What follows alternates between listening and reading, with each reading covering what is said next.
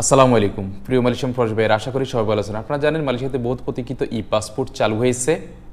এখন ই পাসপোর্ট কি সবার জন্য বাধ্যতামূলক? বিশেষ করে যারা মালয়েশিয়াতে রয়েছেন বা যাদের এমআরপি পাসপোর্ট আছে তাদের কি ই পাসপোর্ট এই মুহূর্তে করা কি বাধ্যতামূলক কিনা, এবং ই পাসপোর্ট করলে উপকারিতা কি এবং অপকারিতা কি, এই বিষয়ে কথা বলবো আজকের এই ভিডিওতে। আশা করি পুরো ভিডিওটি দেখবেন এবং ভিডিওটি শেয়ার করবেন যাতে অন্যরা যেন তথ্যটি জানতে পারে। প্রথমত হচ্ছে, আপনারা জানেন যে ই পাসপোর্ট নর্মালি যারা মালয়েশিয়াতে আছেন তাদের কিন্তু নর্মালি এমআরপি পাসপোর্ট, মানে যারা আগে থেকে আসেন আর কি, তারা কিন্তু এমআরপি পাসপোর্টই বেশিরভাগ ইউজ করতেছেন। শুধু কিছু সংখ্যক পুরানো যে প্রবাসী ভাইয়েরা, তারা অনেক সময় দেখা যায় যে আপনার ছুটিতে দেশে গিয়ে ই পাসপোর্ট করেছেন। এবং যারা কলিংয়ে আসছেন এবং তাদেরও দেখা যায় ই পাসপোর্ট, অনেকে কিন্তু কোম্পানি থেকে লারি হয়ে গেছেন বা যে কোনো কারণে, আবার অনেকে কিন্তু ট্যুরিস্টে আসছেন, তাদেরও কিন্তু বেশিরভাগই ই পাসপোর্ট, তারাও কিন্তু নতুন করে পাসপোর্ট করতে চাচ্ছেন। এখন কত হচ্ছে, যারা মালয়েশিয়াতে অলরেডি রয়েছেন, আগে থেকে রয়েছেন বা ই পাসপোর্ট করেননি, যারা এখনও পর্যন্ত এমআরপি যে পাসপোর্ট, আগের যে পাসপোর্টটা, সেই পাসপোর্টটা ইউজ করতেছেন, তাদের ক্ষেত্রে হচ্ছে এখনও পর্যন্ত মালয়েশিয়ান হাইকমিশন এটা বলে নাই যে এমআরপি পাসপোর্ট বন্ধ করে দেওয়া হয়েছে। কারণ হচ্ছে এমআরপি পাসপোর্ট কিন্তু, ই পাসপোর্ট চালু হলেও এমআরপি পাসপোর্ট কিন্তু আরও কিছুদিন চলবে বা কয়েক বছর হয়তো এমআরপি পাসপোর্ট চলার সম্ভাবনা রয়েছে। তবে এটা সম্পূর্ণ নির্ভর করে বাংলাদেশ হাইকমিশনের উপর। যদি বাংলাদেশ হাইকমিশন যদি এমআরপি পাসপোর্ট বন্ধ করে দিয়ে যদি বলে যে এমআরপি পাসপোর্ট মালয়েশিয়াতে আর হবে না, এখন থেকে ই পাসপোর্ট করতে হবে, তখন সবার জন্য বাধ্যতামূলক হয়ে যাবে। তবে বর্তমানে যারা মালয়েশিয়াতে এমআরপি পাসপোর্ট নিয়ে চলতেছেন, তাদের জন্য আশা করি এই মুহূর্তে বাধ্যতামূলক হচ্ছে না এমআরপি পাসপোর্ট। অবশ্যই খেয়াল রাখবেন হাইকমিশনের যেই ঘোষণা, সেই ঘোষণা পর্যন্ত খেয়াল রাখতে হবে। যদি এই হাইকমিশন ঘোষণা দিয়ে থাকে যে আর হবে না, তখন থেকে আপনারা ই পাসপোর্টের জন্য আবেদন করবেন।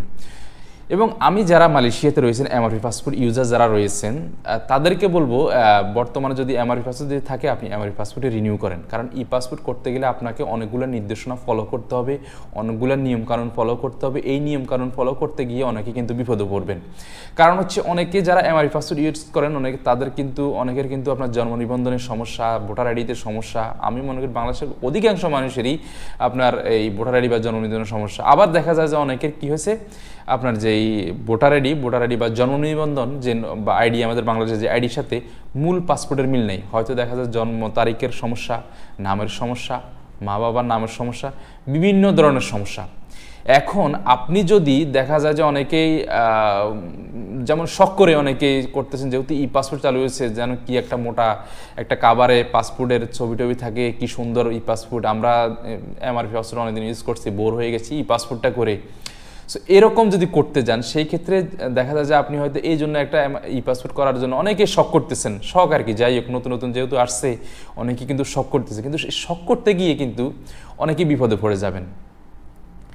যদি কোনো কারণে আপনার আইডির সাথে, জন্মনিবন্ধনের সাথে যদি আপনার বর্তমান যে পাসপোর্ট, সেই পাসপোর্টের তথ্য যদি মিল না থাকে, তাহলে কিন্তু আপনি ই পাসপোর্ট করতে পারবেন না। যদি কোনোভাবে করেনও, সেই ক্ষেত্রে কিন্তু আবার যদি আপনি চলমান ভিসা যদি আপনার থেকে থাকে, তাহলে কিন্তু ইমিগ্রেশনে আবার পরবর্তী ভিসা লাগাতে গেলে কিন্তু রিজেক্ট হওয়ার সম্ভাবনা সবচাইতে বেশি। কারণ যেহেতু আপনার এমআরপিটিতে একটা ডিটেলস, আপনি একজন মানুষ, সেই মানুষের দেখা যায় যে আবার কি যে ই পাসপোর্টে আবার অন্য ডিটেলস, হয়তো নামের পরিবর্তন করেছেন অথবা জন্ম তারিখের পরিবর্তন করেছেন বা আপনার অন্য কোনো তথ্য পরিবর্তন করেছেন, সেই ক্ষেত্রে তখন ইমিগ্রেশন কিন্তু ইচ্ছা করলে আপনার পাসপোর্ট রিজেক্ট করে দেবে, ভিসা রিজেক্ট করে দিবে, তখন কিন্তু আপনার আর কোনো উপায় থাকবে না মালয়েশিয়া থেকে চলে যাওয়া ছাড়া। সুতরাং সেই পর্যন্ত আমি মনে করি আপনারা ই পাসপোর্ট বাধ্য না করার আগ পর্যন্ত ই পাসপোর্টের জন্য যারা এমআরপি পাসপোর্ট ইউজার, তারা ই পাসপোর্টের জন্য আবেদন না করাই সবচাইতে ভালো।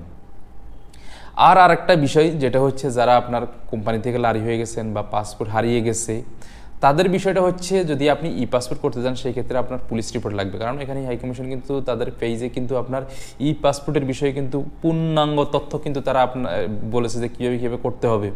যদি পাসপোর্ট হারিয়ে যায়, সেক্ষেত্রে আপনাকে পুলিশ রিপোর্ট করতে হবে এবং পুলিশ রিপোর্ট সহকারে আপনার পাসপোর্ট কপি, আগের ভিসার কপি একসাথে করে আপনার এক্সপার্ট সার্ভিসের যে সেন্টার যেটা আছে আপনার ই পাসপোর্ট করার জন্য, বিশেষ করে শুধু ই পাসপোর্ট, সেইখানে গিয়ে আপনাকে আবেদন করতে হবে, সশরীরে সেখানে যেতে হবে। অনেকে আছেন যারা ট্যুরিস্ট ভিসা আসছেন, এদের ক্ষেত্রে একটু সমস্যা হওয়ার সম্ভাবনা রয়েছে। ই পাসপোর্টের আবেদনের ক্ষেত্রে কিন্তু আপনার, আমি দুই ভাগের হিসাবে বলি, মানে দুই ভাগ বলতে ওয়ার্কার এবং স্টুডেন্ট, এবং আর একটা হচ্ছে যারা আপনার বিশেষ বিষয়গুলো, অনেক সময় দেখা যায় যে অন্য ক্যাটাগরি যে ভিসাগুলা, তারা হচ্ছে তাদের হচ্ছে চার্জগুলো আলাদা, আর যারা হচ্ছেন মালয়েশিয়া ওয়ার্কার ভিসা বা স্টুডেন্ট ভিসা, তাদের চার্জ কিন্তু আলাদা। তো এই ক্ষেত্রে কারণ আপনাকে ই পাসপোর্ট আবেদনের ক্ষেত্রে বাধ্যতামূলক করা হয়েছে, কারণ আপনি যদি ওই খরচটা দেন, যে খরচটা হচ্ছে কি ওয়ার্কার বা স্টুডেন্টের খরচটা যদি করতে চান, তাহলে সেক্ষেত্রে আপনাকে অবশ্যই স্টুডেন্ট ভিসা বা ওয়ার্কার ভিসা আপনাকে অবশ্যই সেখানে শো করতে হবে। আর যদি না করতে পারেন তাহলে সেক্ষেত্রে আপনাকে ওই যে সম্ভবত সেটা মনে হয় 400 কিংবা 500 রিঙ্গিতের উপরে সেই চার্জটা ওইটা হয়তো আপনাকে দেওয়া লাগতে পারে, কারণ আপনি যে ওয়ার্কার সেটা তো আপনি শো করতে পারতেছেন না, সেই জন্য আপনাকে অতিরিক্ত টাকা দিতে হবে, অতিরিক্ত যে রিঙ্গিত আছে সেটা প্রদান করতে হবে, এবং সেই এক্সপার্ট সার্ভিসে তাদের যেই সার্ভিস চার্জ সেটাও আপনাকে প্রদান করতে হবে।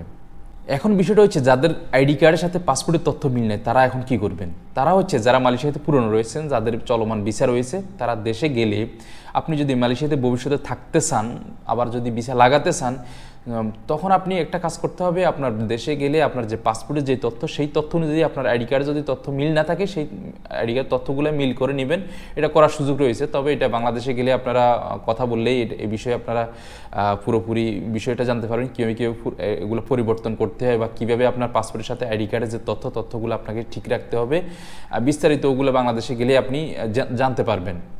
কারণ হচ্ছে যখন আপনি যখন এমআরপি থেকে ই পাসপোর্টে আসবেন, তখন কিন্তু আর কোনো তথ্য পরিবর্তন করার কিন্তু সুযোগ থাকছে না।